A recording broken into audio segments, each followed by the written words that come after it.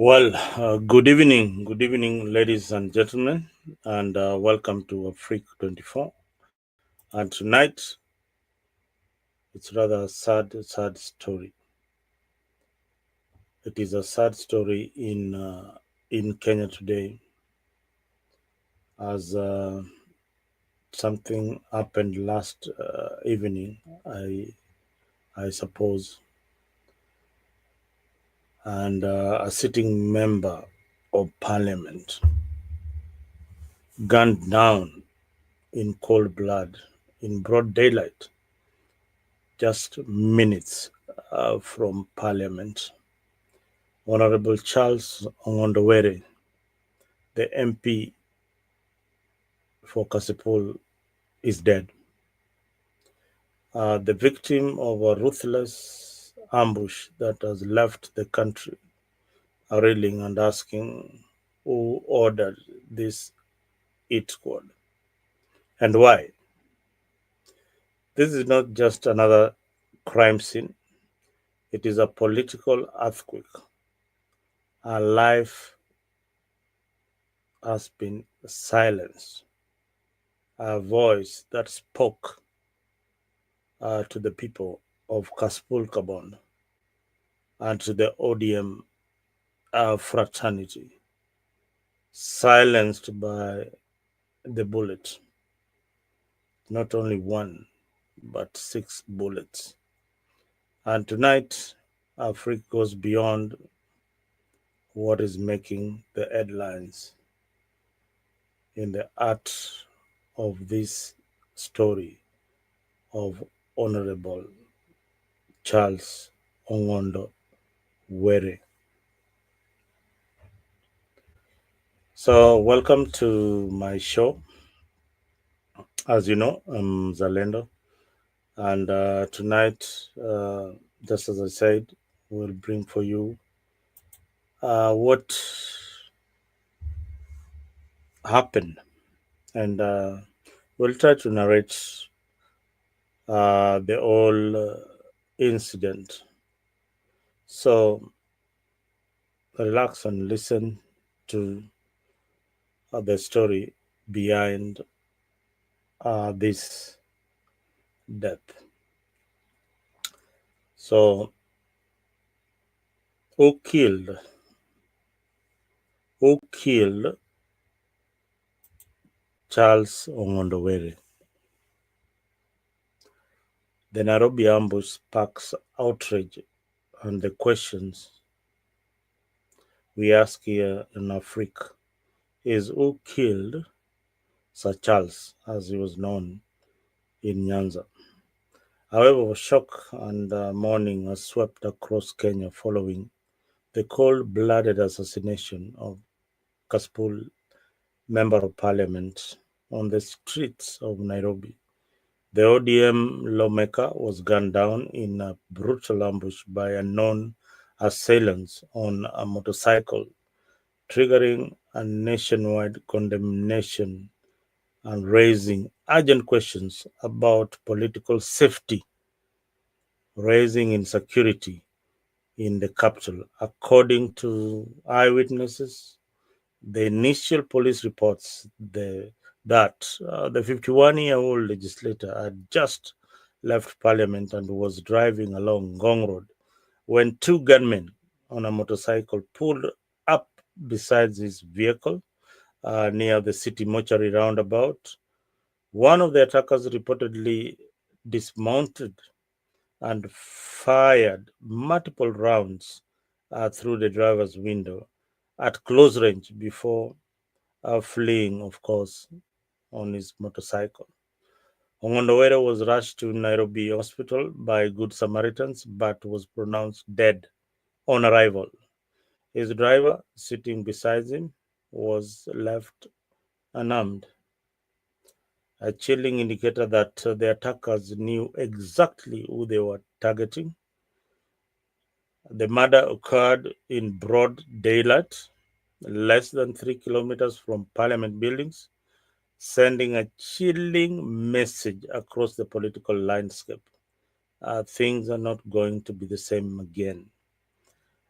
A two-term MP representing Kasipul constituency in Homa Bay County, Ong'ondo Were was a vocal legislator and a respected educationist, and he was also brutal to his opponents.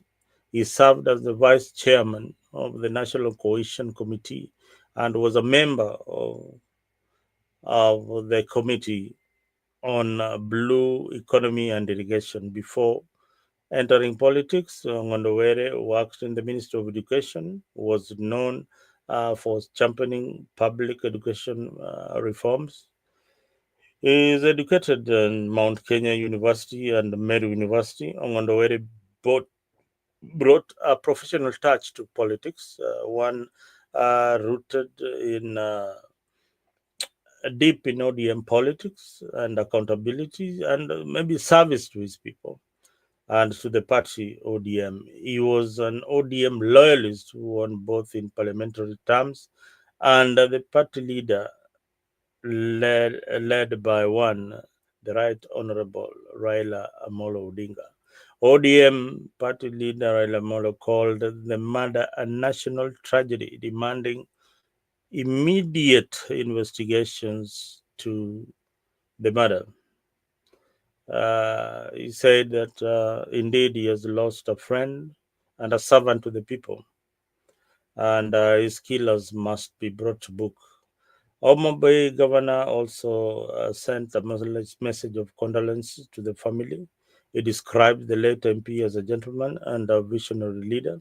Other leaders is, of course, the Speaker of the National Assembly, Moses Wetangula, Adon Duale, uh, Mombasa Governor Nasir, Abdul Swamad Nasir, condemned the killing and urged swift justice. The National Police Service and the Director of Criminal Investigations have launched an immediate investigation, but so far, uh, as we report this morning, nobody has been arrested.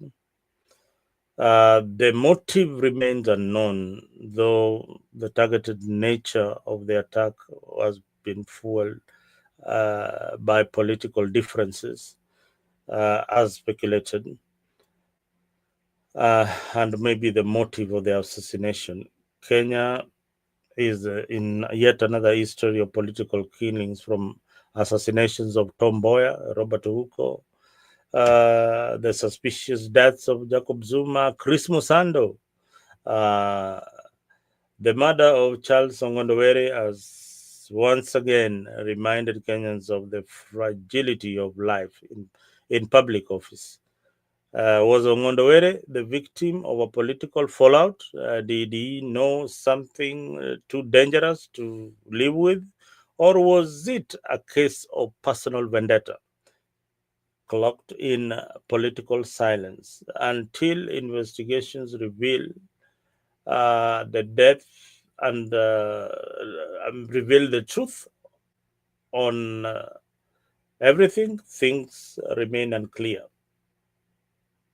The insecurity fears and added a new chapter has added a new chapter in Kenya's dark book of unresolved murders. I on Afrique 24 will continue to follow these developing stories. Rest in peace, Honorable Charles Ong'ondo Were.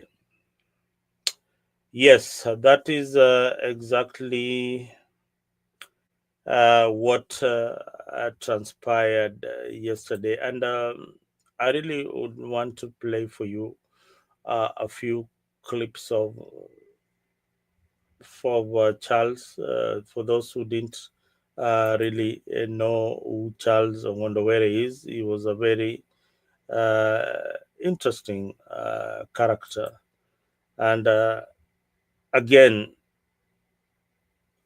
as I had said earlier, he was very, very, very, very, very brutal also to anybody who differed with him. Should it be that you had political differences with the late, then you would settle it maybe physically, I was known for that, and many incidents have been recording statements in various police stations. So Ong'ondo Were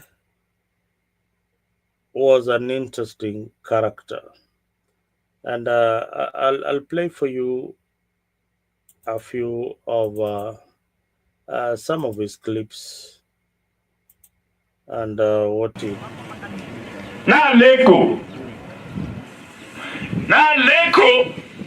Suba South kata mbadian leader okdong nono mbadi chien noko nani nen pimu Suba South nyaka biyer weche mamoko ibiro wacho bang'e.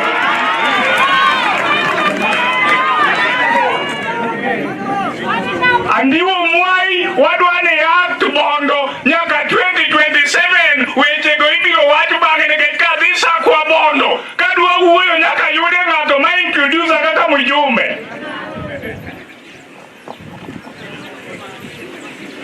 Game abala wanga kati kedo inbele maknwa kanyo kabiro tiluonga. Ei Kisumu weche gite ei Kisumu onyango wuodu mogo nogo nuombudu maber.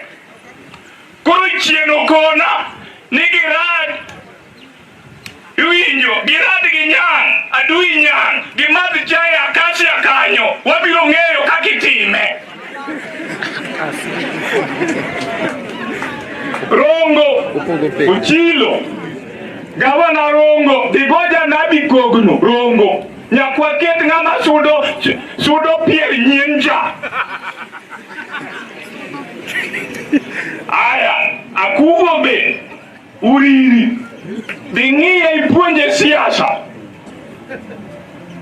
Nyikar, digo bura Kisumo. Mondunyiswa. Nito mkora cha, masene, digo bura Kisumo. Mondiduok ni chien wach. DJ, manoa urukata comedian moro. Go and consult in Nairobi. Langato knya dong nono nege koriemba ka town. Ngatmane mabimako bada. Jok manopingo Raila te. Gi jok manopingo Dinga. Gi jo luo. Uko ne tamrewe bedo irumoi. Dikoro uko ngima. Oyugi ne ringi oduoge dalagi dikoro yugi ngima na mofaulu kende eno wino liko amano defect to no chaku duogo kore ngatwa buinjo stojo cholo guro omamo dal masutieno omiyo umolagar omiyo kainya kwaro umolagar bikau nosira mag joluo mano sekedo gi Raila ok bichaloni ng'ata mano pogo pingo Raila ok bichaloni lisni bo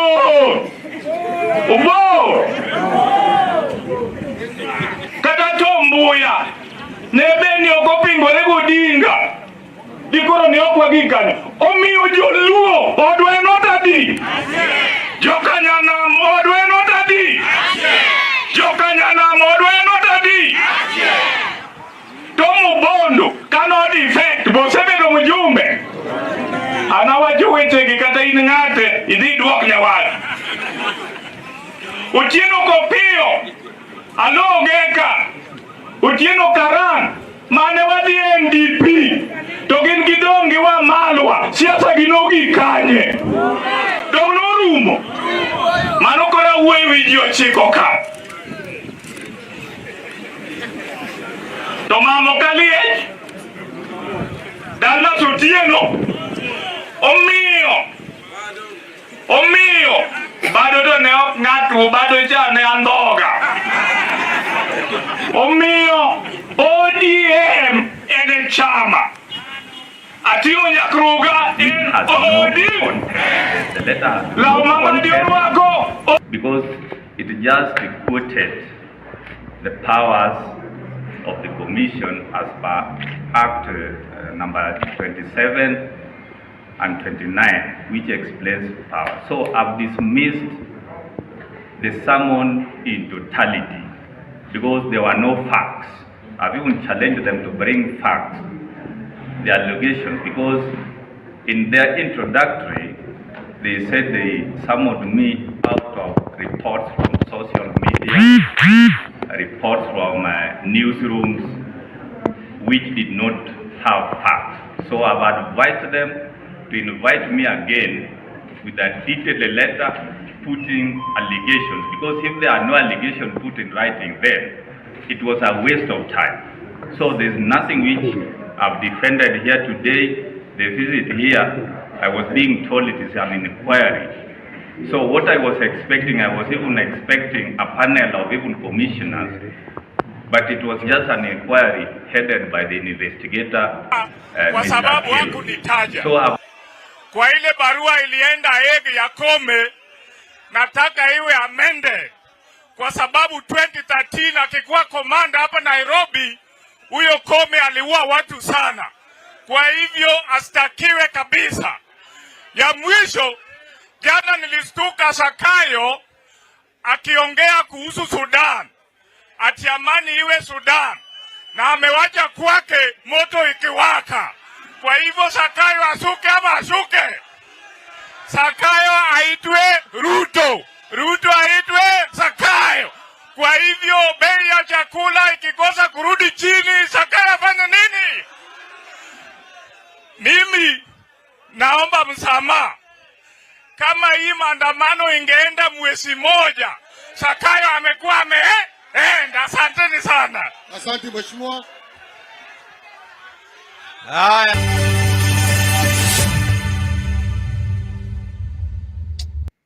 Well, that was Ong'ondo Were for you. And the viewers, you're watching Afrique. And yes, we need to. Let me add this again. I'm sorry for those who are na leko Suba South kata. In this narration, Ong'ondo Were is actually as telling ODM followers to vote for particular candidates. And that is what happened in the last general election. He told them, this is what the party wants, and report back to me with the answers. And he is actually commanding the all of ODM leaders in Nyanza, the people they should vote for and the people that they should follow. So this guy was not just a simple person within the ranks in ODM. He commanded a lot of powers, although he was also, as I said, he was also very violent. That is a fact. There are so many, like the image that was circulating on social media. We saw Ong'ondo Were, his supporters, goons. He worked with goons almost everywhere. So I really, I didn't admire his kind of politics, but there are people out there who really admired his kind of brutality. But this guy was very, very brutal, and I'll be sharing some of the images, and the images that were circulating on social media, that his supporters really beat up somebody nearly to death. And in Kasipul Kabondo, so many young people have died in that particular constituency. Regardless, but he was this is sick. Regardless, but he was vile, as people say.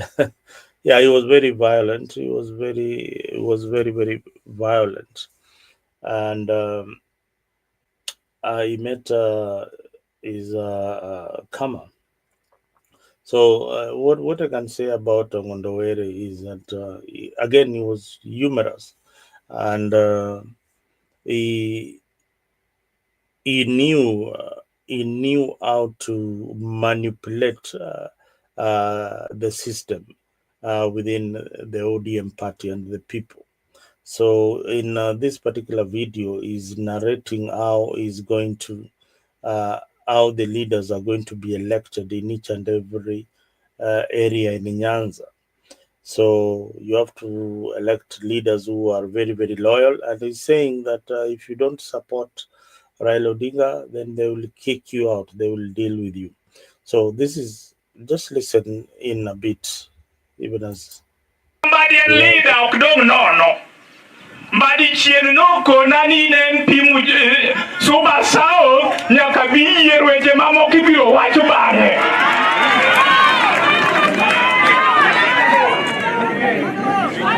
Andiwo mwai wadwane act mondo nyaka 2027 weche go ibiro wacho bang'e nikech kadhi sa kwa bondo kadwa wuoyo nyaka yude ng'ato ma introduce kaka mjumbe.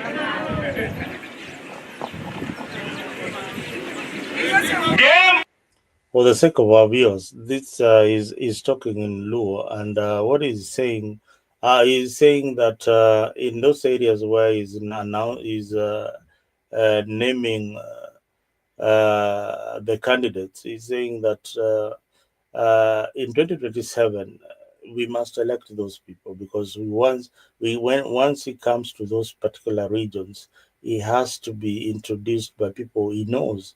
So this is part of the scheme and part of the arrangement that is always within ODM that the locals really complain about. That the party sometimes gives them candidates that they don't want, so they select people like this, and these are the same people that will be recycled again in 2027. And yes, Ong'ondo Were, the late, is now telling us exactly what they are doing. Abala wanga katikedo imbele maknwa kanyo kabiro tiluonga. Ei Kisumu weche gite. Ei Kisumu onyango wuodu mogo nogo nuombulu maber. Koro chieno kona nigirad Iwinjo, girad ginyang, adui nyang, gimadh chai akasia kanyo, wabiro ng'eyo kakitime. But for our viewers back at home, I mean, this story just tells you how, Waswahili wanasema wanyonge wana haki. You've seen how our politicians have come together very, very fast to talk about this particular guy. Every member of parliament was there present. But look at when their supporters are dying. There are areas which are very, very brutal. This is what the BBC documentary was all about. And with less than 48 hours, we are seeing the kind of violence that we will see in 2027. Nyanza has been the bedrock of this political violence. I can name for you areas in Nyanza where youths have lost their lives and some have been maimed. Just recently in the ODM, I don't know, delegates election, one particular youth's hand was chopped off. We saw it chopped off completely. And and because it was against this other candidate, so their opponents, the only thing that they know is violence. People work with machetes and pangas in Luo Nyanzas to support the candidates of their choice. Now, this kind of primitivity is only witnessed in some of these areas. If you go to Kisumu, the same. In Homa Bay, it is people have lost their lives. Many in the county assembly. People have lost their lives in with unclear circumstances. Investigations are not done. But look, an MP just lost his life. The DCI is there. Everybody is there. This other gentleman that his hands were chopped off, nobody has been arrested. to date. So wanyonge hawana haki, and this is the warning that documentary was all about.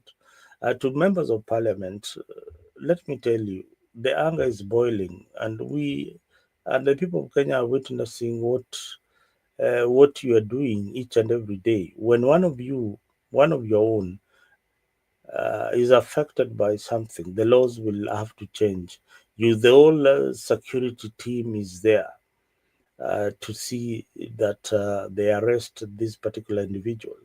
But when somebody is murdered, uh, his body parts, mutilated,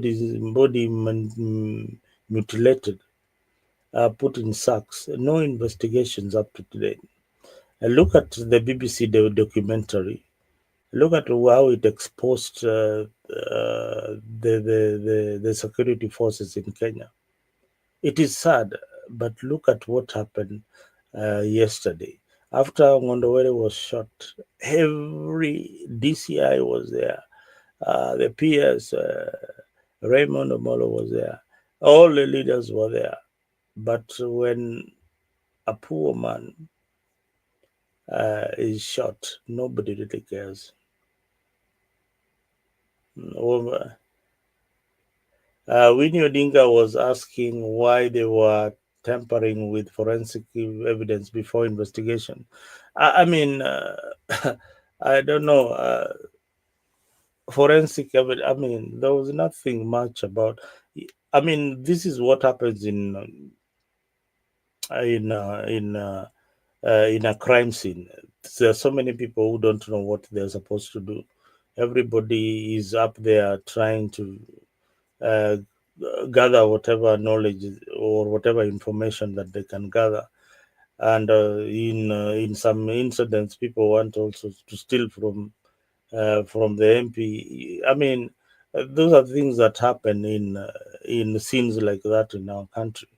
So it's unfortunate, but that they were tampering with the evidence. But again, we need also to be vocal when supporters of ODM are being killed and their hands are being chopped off.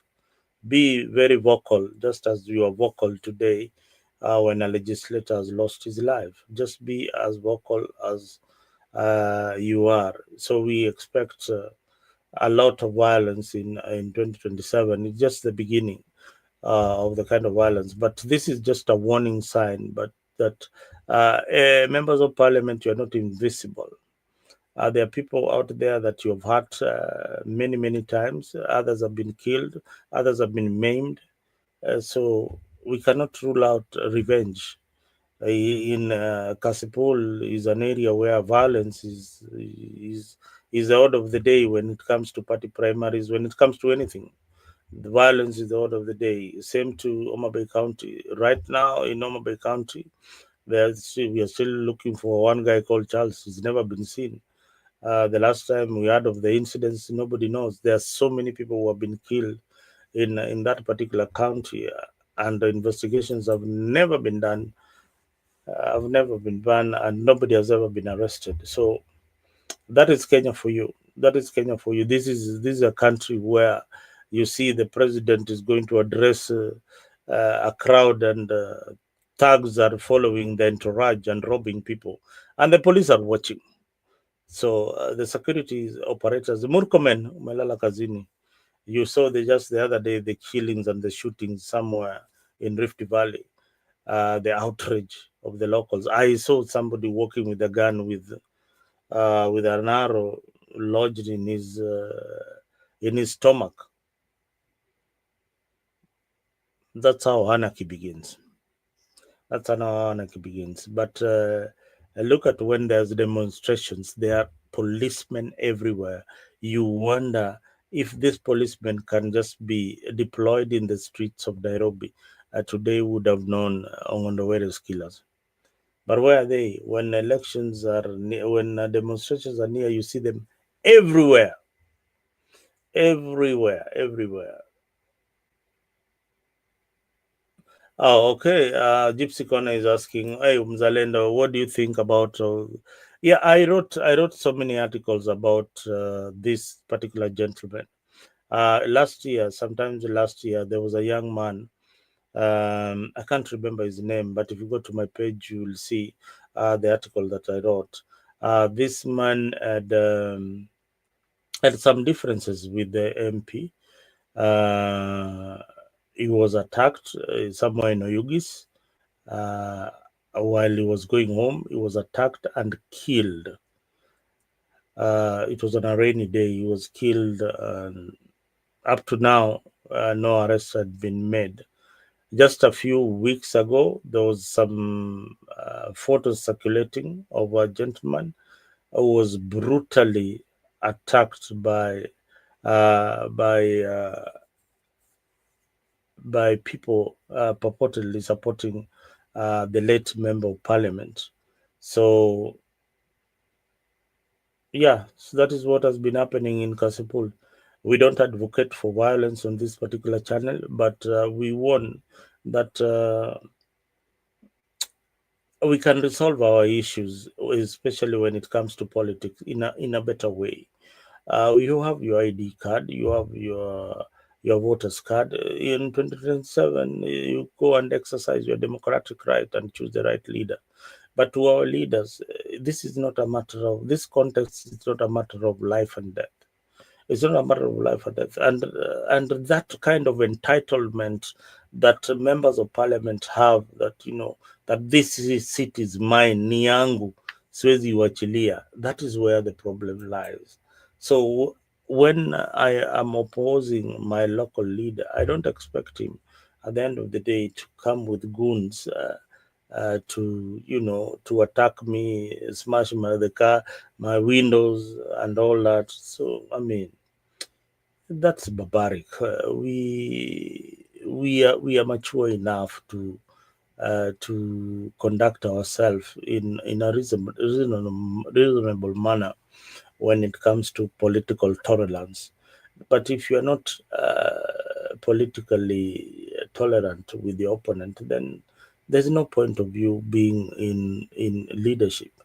Politics is a contest. You see Raila Odinga, William Ruto contesting, abusing each other, but at the end of the day, it is you supporters who fight. For them, they greet each other and they smile. But look at the supporters. Once they are told that, okay, me, I'm on this side, this is on this side, we look at each other as like enemies. We want to kill each other because of a political leader. Unataka kukufia juu ya MCA juu ya nini? Unataka kukufia MP kwa sababu gani? Unataka kukufia governor kwa sababu gani? Look at the incident that happened in Mombasa, where a gentleman was sodomized. In Kenya hii inafanyika, sodomized completely in broad daylight, and they recorded the video, them doing those kind of acts. So ni sad. Kenya has made North Korea look. Yeah. Kenya has made North Korea look like Angelica. Oh my God. Yeah, look, that's how people are looking at Kenya right now. I, I'm telling you, Gypsy Corner, you are safe wherever you are. Kenya is not a safe place for anybody who is in politics. I can assure you, especially if you are opposing your leader, then there has to be, it's a matter of life and death for them. And one reason why this is happening is because the kind of system that is in Kenya is we have uh, the the political class who are uh, literally in control of the economy and the business, the system, and the entrepreneurs, people who are associated with the government, are the ones who are controlling the economy of Kenya. The rest of us are watching. Tunaangalia huko wakikula na wakirudi, tunaangalia magari zao zio kubwa. Tunaangalia zile mapesa wanabeba wakienda Maharambe. Ilhali hakuna biashara yoyote Kenya hii inaweza kupatia kitita cha pesa namna hiyo. lazima ufanye kazi kwa bidii. Hakuna biashara yote kwa siku utakuwa na shilingi milioni 100 unless, hata kama wewe unaiba bank kila siku bwana, hakuna kitu kama hiyo. Lazima tu mtuambie hizi pesa mnazitoa wapi. Ni wizi inaendelea, lakini Wakenya wa kawaida wanaangalia, wanameza mate na wamechoka. Hiyo ni uchovu. Ukiona Mkenya anajitolea mwanga kukuambia sasa wakati wako imekwisha mheshimiwa, lazima nikumalize hiyo inakuambia boss, mahali tunaelekea ni kubaya. You saw the BBC documentary.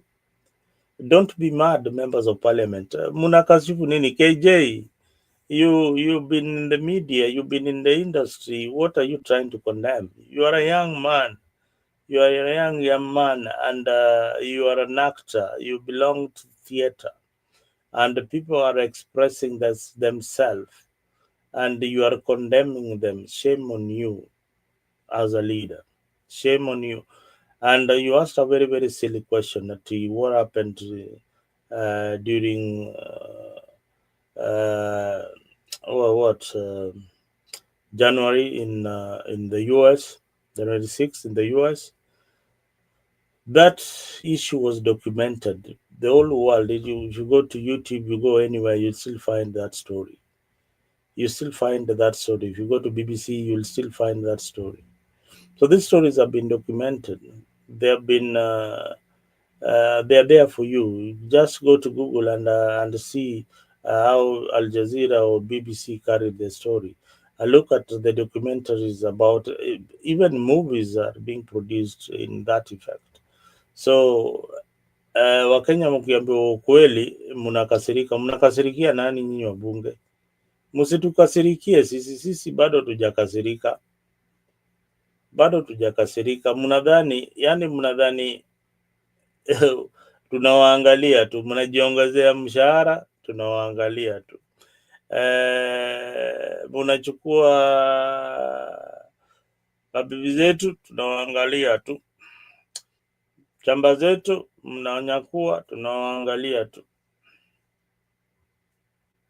Kazi zetu mnawapatia wapendwa wenyu, tunawaangalia tu. Munanunua pombe za nusu milioni, tunawaangalia tu. Munapatiwa kitita cha kununua magari, tunawaangalia tu. Munapatiwa maloni za manyumba, tunawaangalia tu. Tenda zote za SGR zenyu, tunawaangalia tukimeza mate. Lakini mwishowe hii yote itakoma, itakuwa ni vanity. Hii yote mnang'ang'ania, all this wealth that mnang'ang'ania ninyi wabunge wa Kenya kule, tunawaangalia. Na opposition, tafadhali, ni mtu mmoja tu ndiye anaweza kuwa rais. Hamwezi kuwa nyinyi wote ni marais mnagombea viti. Ni mtu mmoja, kiti ni moja tu, na Kenya watachagua mtu mmoja, na tutachagua tu mpinzani mmoja ule tunajua anaweza pambana na Daktari William Samoei Ruto. Katika hii channel kila wiki nitakuwa nikuuliza swali na mnanijibu pale kama Gypsy Corner. Who is your favorite candidate? Niambie ni nani na unipatie sababu moja unaona kuwa huyu ndio the best candidate kuwa rais wa Kenya.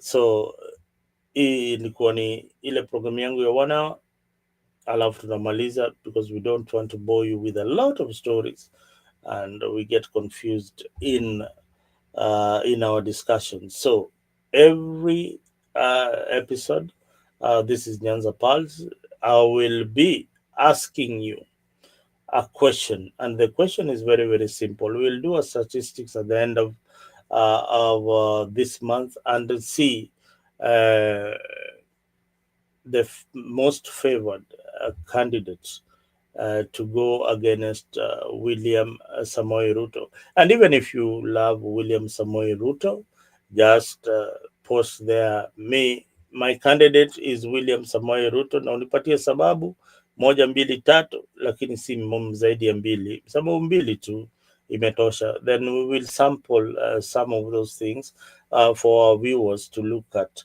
That is another way of giving civic education to our people. That is also another way of the government telling you what they are doing.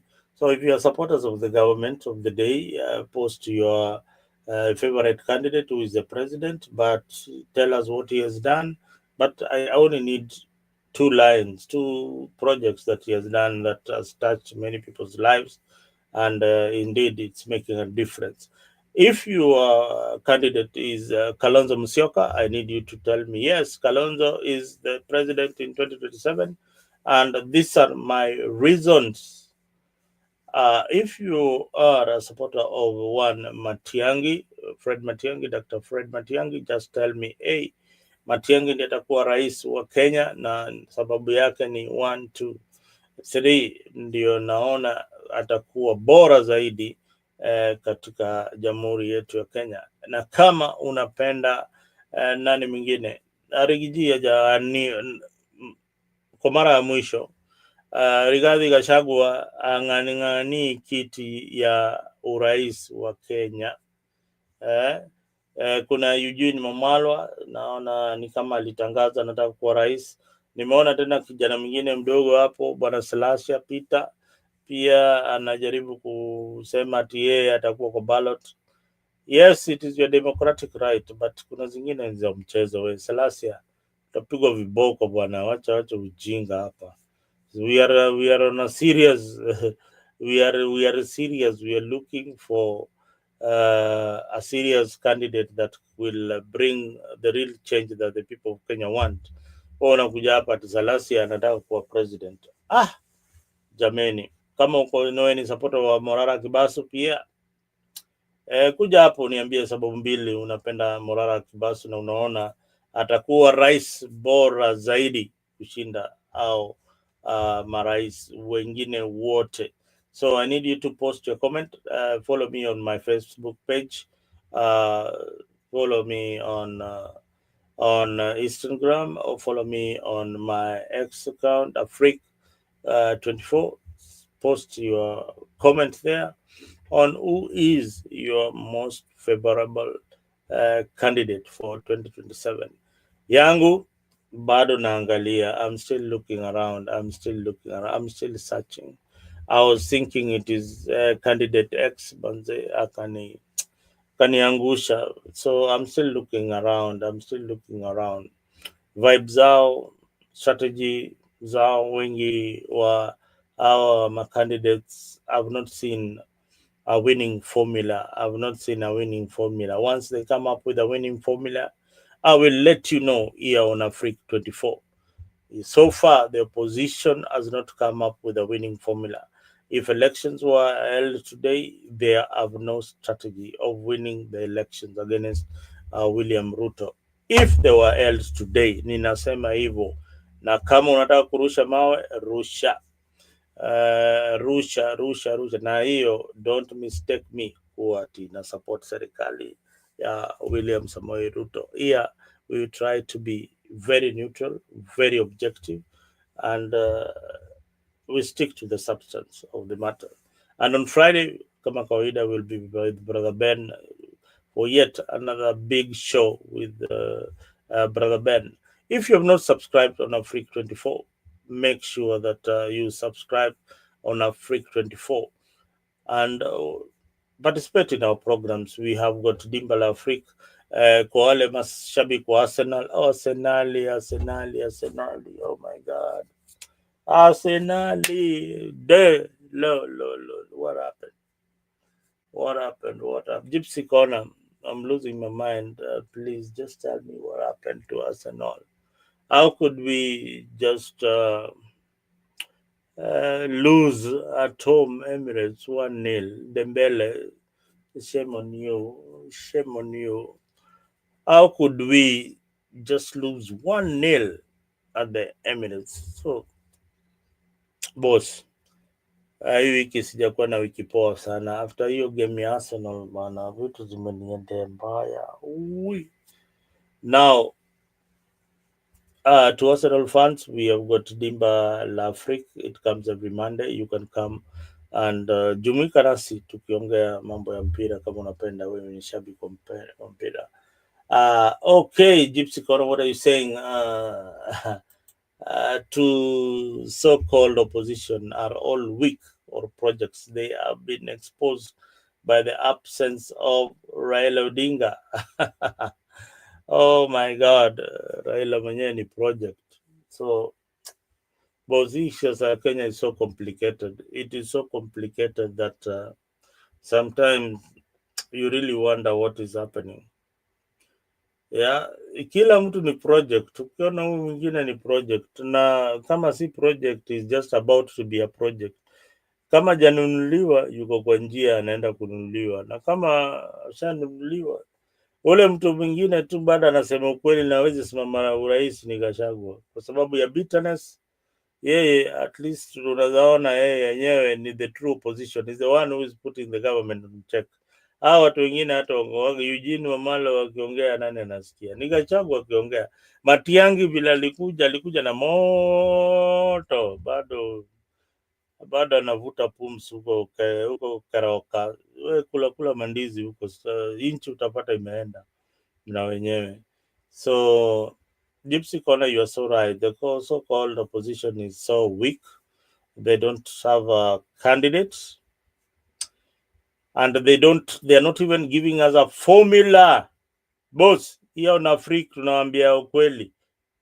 Hizo ma meeting munafanyaga kila saa, sijui meeting. We need a winning formula, and we need you to tell us what you are going to do that is different from what William Ruto is doing. That is the only way you win the hearts of the people. This election, kuna vitu mbili. It's all about the young people. If you can win the hearts of the young people, then 2027 Ruto anaenda nyumbani. But kama mna yumba, you are not giving clear policies, and we are not seeing young people in your team. We need to see the faces of people like Anifa in those particular meetings. Kenyans are getting tired. The youths are generally tired of recycling old leaders. That's a fact. That's a fact. Inaitwa political cabal. Hii kitu ya entitlement ndio imefanya nani apigwe risasi. Hii entitlement ya mimi ndio lazima nikuwe, kama si mimi hakuna mtu anaweza kuwa governor. Kama si mimi hakuna mtu anaweza kuwa MP, na akitaka kuwa MP boss. Haya, Gypsy Corner, hebu tuambie unasema nini? Why do Arsenal supporters behave like Raila?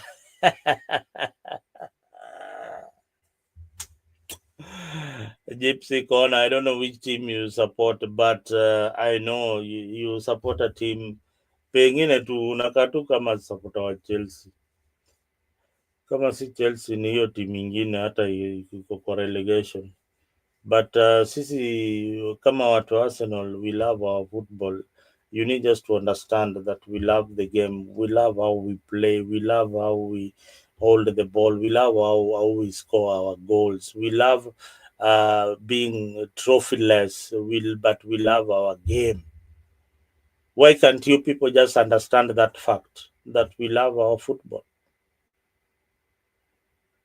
Mbona mnatuonyesha makabineti zenyu za kitambo na mchezi hata Champions League?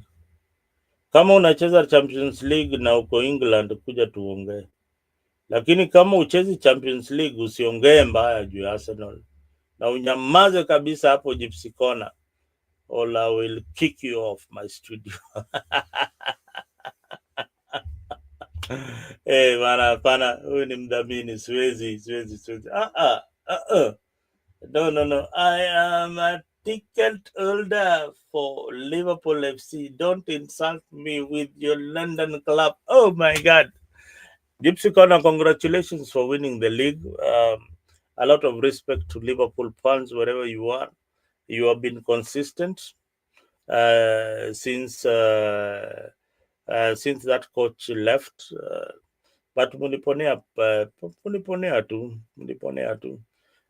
But that team is good. Without Mola, it's called Mosala. I don't know what you'll be doing. But your team has been good. But Arsenal pia heshimu. A lot of respect for Arsenal. Amuja tufunga mkae mkijua hivyo. So Gypsy Corner league muliponyoka nayo.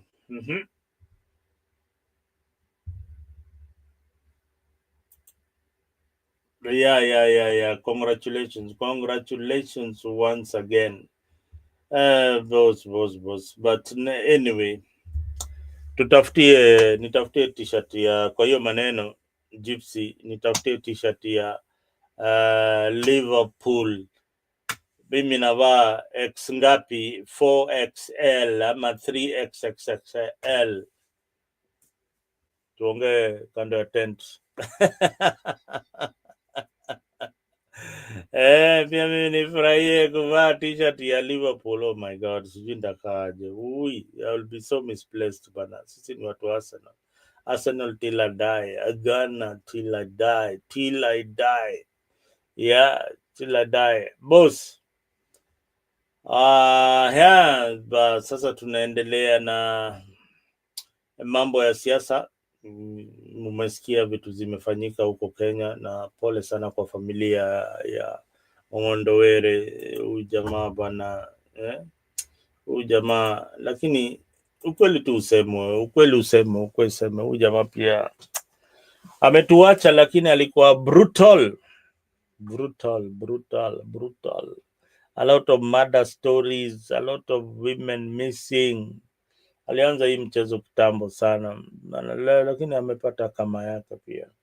Watu wengi sana wamelilia kwa jina ya huyu mheshimiwa, lakini kwa wale waheshimiwa wote, kuna mheshimiwa pia aliangushwa pale Nairobi, mkae mkijua, MCA was shot in Nairobi. Baada hakuna watu wale wameshikwa. Hizi cases ziko mingi.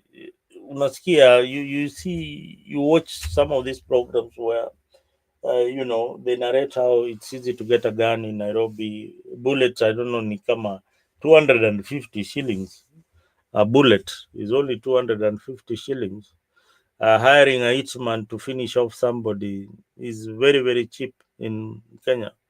So, police, the young man, Raymond Omolo, please do something. I don't want to see you around these politicians. Bana, fanya job. You are a young man.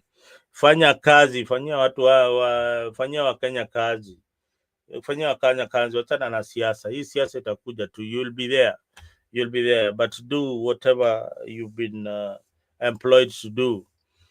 I don't want to see you around these political leaders. You are not a politician. Weka, fanya kazi kwa wananchi wa Kenya. Ukishafanya kazi kwa wananchi wa Kenya, then makazi yako itaonekana, especially mambo ya security.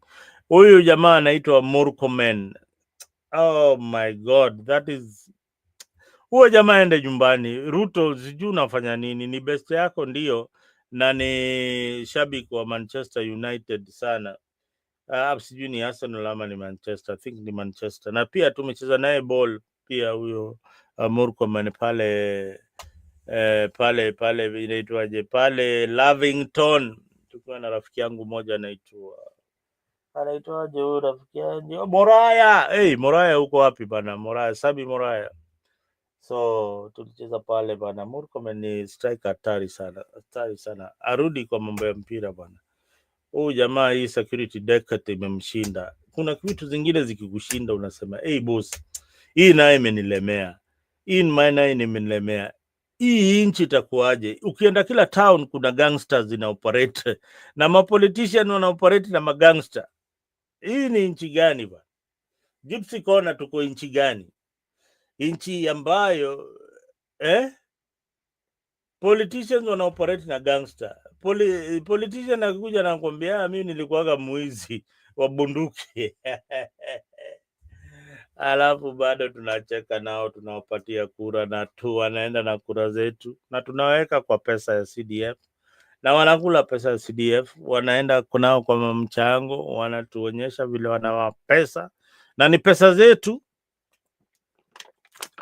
Wacha nikunywe maji kidogo, nikirudi tutamalizia program na kusema asanteni sana kuwa katika hii mjadala wa leo wa Afrika.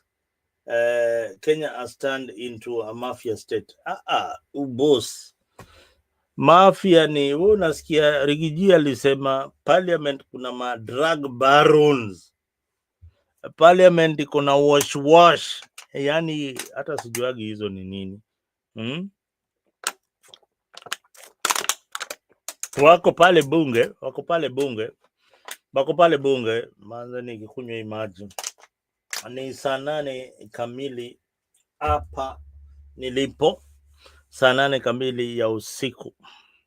So nataka kwenda nijiwekelee kwa masaa mawili tena, niamke niende kazini, nirudi jioni tupige gumzo.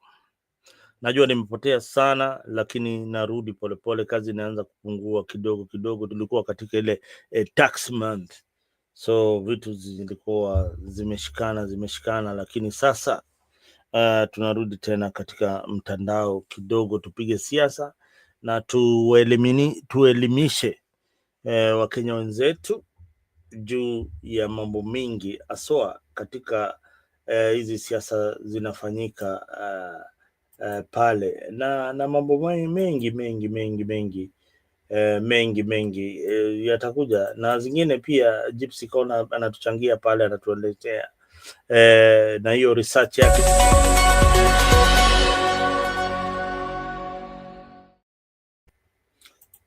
Yes, I am Zalendo. Today was a rather sad day. Naona umepiga malike hapo, umelike show Leo. Leo ni goon. Leo the goon. Ungekuja hapa kwa studio dakika mbili, lakini wewe goon kaa huko bana. Hatutaki magoons katika siasa. Nyinyi ndio watu wale mnatumika kushambulia watu na marungu na nani, alafu baadaye unaona kesi sasa unakuwa ni aliyekuwa marehemu. Lakini saa zile ulikuwa hapa duniani ulikuwa unachapa watu mpaka madamu zinatoka, wengine unapotea nayo, unasema nobody can joke with me, nobody can bogo me. Boss.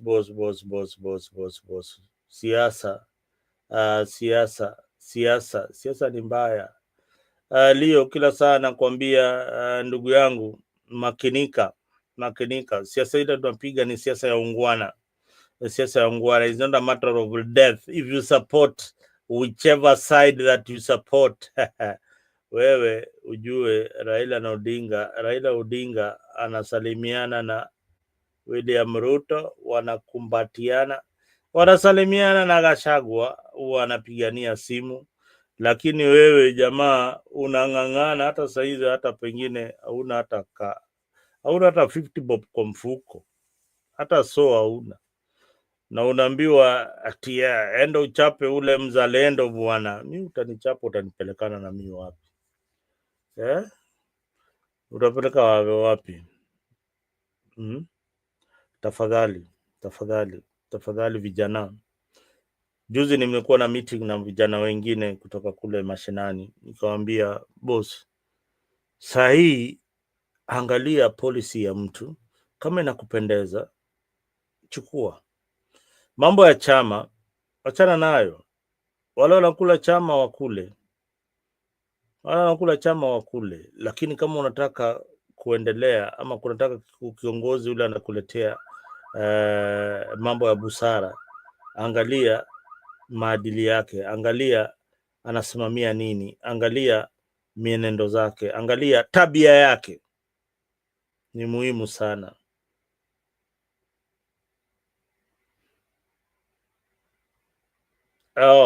Change Leo TV has given me a shock through his change of mind. No, yeah. These are these. Oh, Leo, Leo is not. These are sycophants. These are scavenger. You know, scavengers are people who eat remnants. So zile Ruto anawaachia mabakshishi ya zile vitu washakula, wanakuja hapo wanang'ang'ania, wanakula kabisa, wanakula hao, wameenda kwa serikali kukula, wanakula tu, wanakula kukula. Hao ni watu wa kusosi. Leo huyo ni mtu wa kusosi. Hao hii ni grupu ya kukula. Pole sana Leo, huko hapa kujitetea, lakini ungepata nafasi tungekuambia. Kuna mahali kuna simba aliwinda swara mahali akakula, ikabakia kule pwani. Hebu kimbia pale na wenzako mnyakue ile, mnaweza nyakua mkule. Yani kuna watu kwa hii siasa tunawataja kama scavenger. So Gypsy Corner, Leo ni mfano wa scavenger. Scavenger ni mnyama ambaye anakula zile carcass zimewachwa na wale watu wa kuwinda. Ukiona Leo anasema yeye ndiye aliform hii serikali, bwana, unashindwa hii wazimu wametoka wapi? Haya, tumepiga masari moja, tunamalizia show. And remember, the question is, who is your favorite candidate for 2027? If it is William Ruto, leave a comment there and tell me the reason why you support William Ruto for 2027. If it is the one and only Mzalendo, please leave a comment there and tell me, hey, Mzalendo, wewe ndio rais wa Kenya bana, tunakupenda kwa sababu ya hivi na hivi. And if it is Matiang'i, mwambie bana atoke huko Karoka, amekula mandizi ya kutosha. Raki watu wakiwaja, wewe bado unaenda madiploma. Hapana, usiogope, tokelezea watu waone unasema nini. Gachagua, endelea, wewe ndio opposition, umebaki kukosoa serikali ya Ruto na kutuambia yale yako ndani pale. ODM, nyinyi naye mlishamezwa, tunaongojea 2027 to deal na nyinyi na hiyo serikali ya William Ruto, muende nyumbani mkiendaga. So kwa hayo machache, mimi ni wenyu Mzalendo na nilikuwa nimejumuika na mrembo Gypsy Corner. Asanteni sana kuwa nasi siku ya leo, na kwaherini.